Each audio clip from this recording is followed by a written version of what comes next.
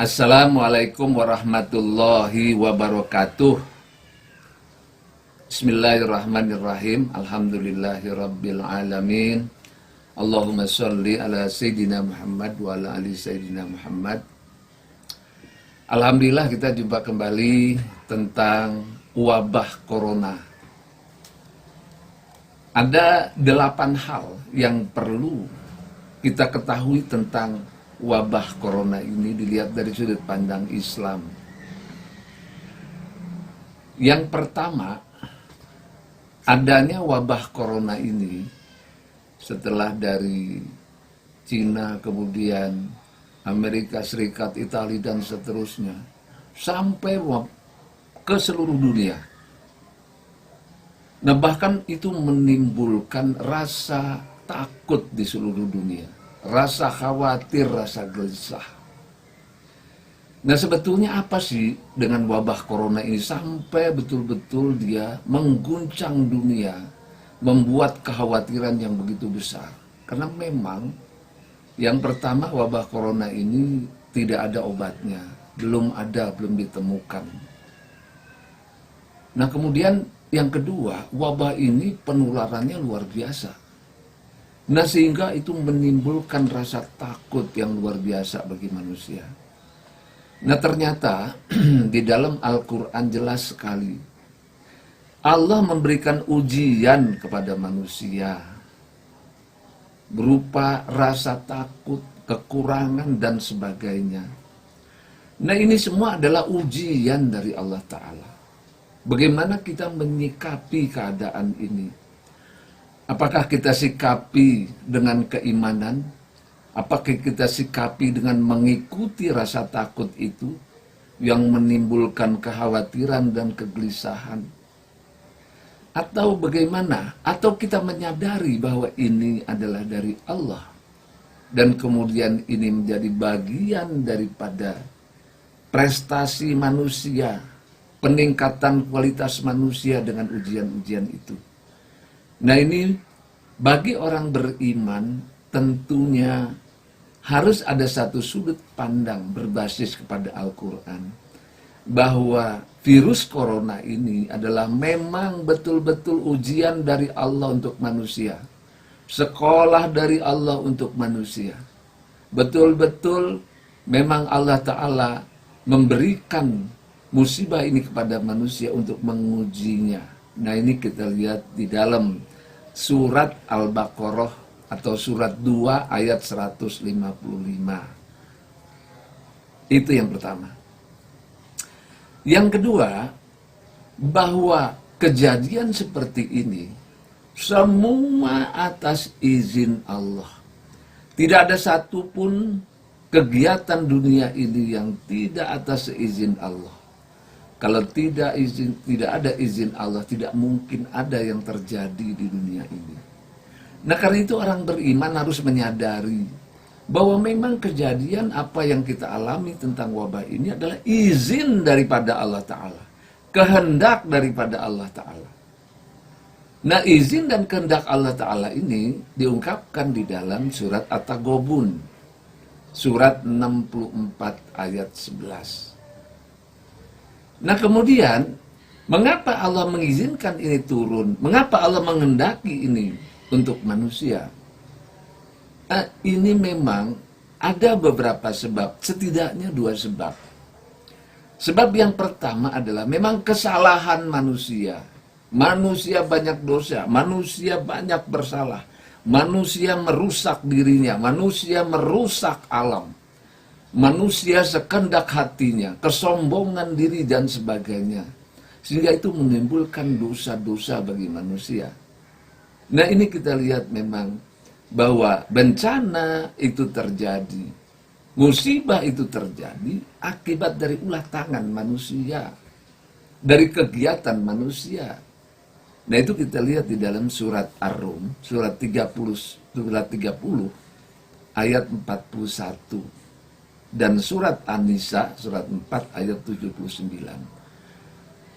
Jadi ini adalah memang akibat dari kesalahan manusia dan dosa-dosa manusia.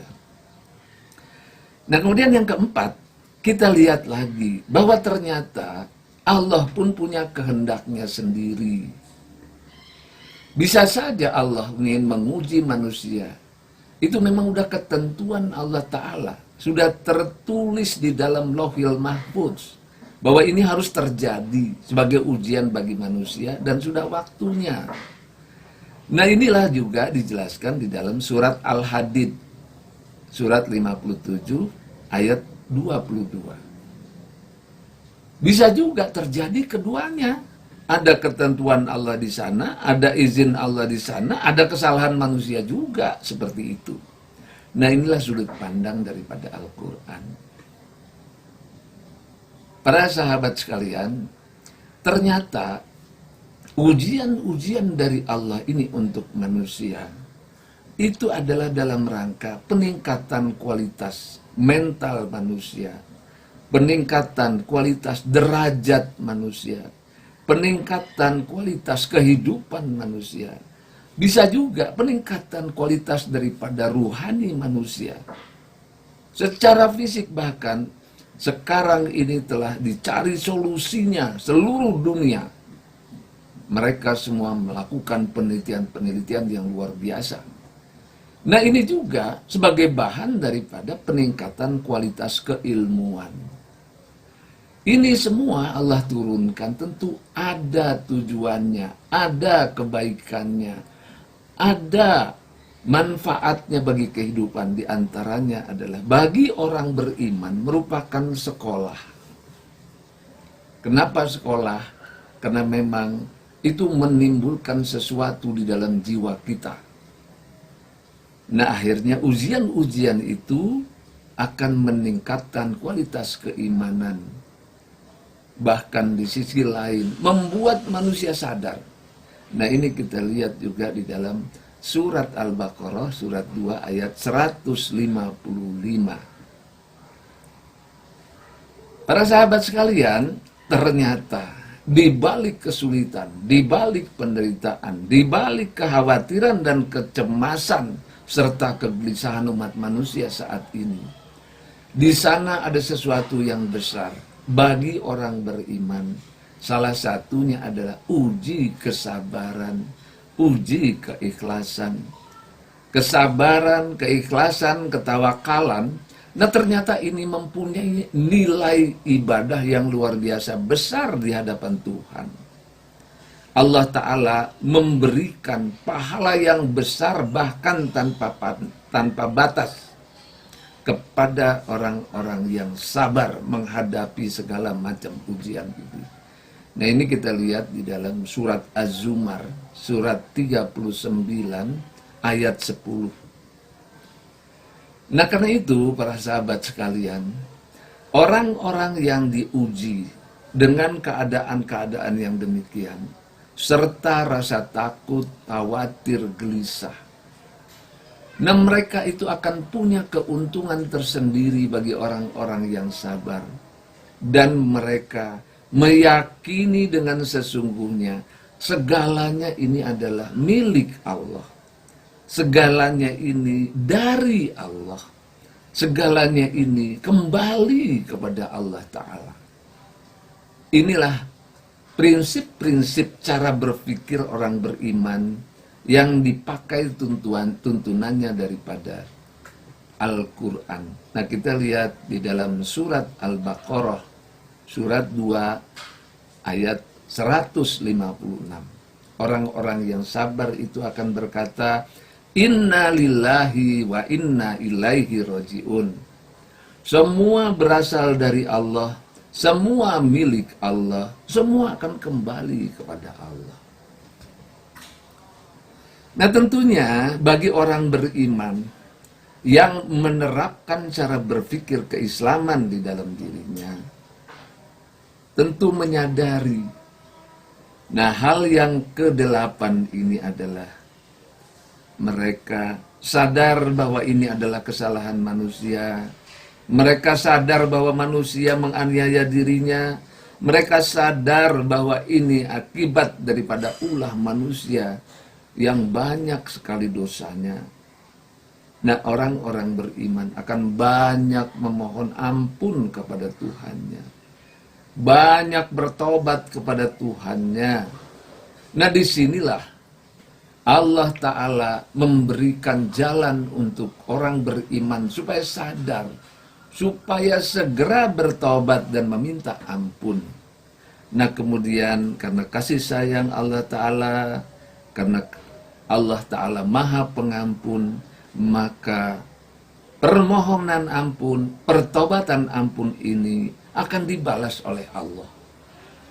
Segala yang dilakukan keburukannya itu atau kesalahannya itu akan diganti dengan kebajikan oleh Allah Ta'ala, sepanjang manusia itu benar-benar bertaubat dengan sungguh-sungguh.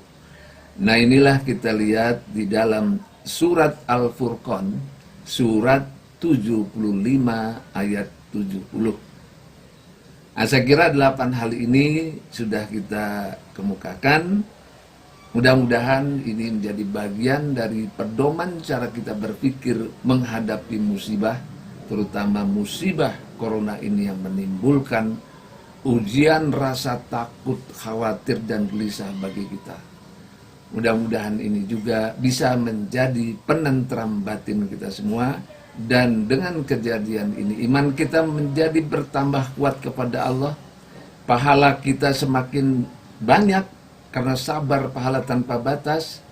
Dan kemudian segala kesalahan kita diganti dengan kebajikan oleh Allah Ta'ala.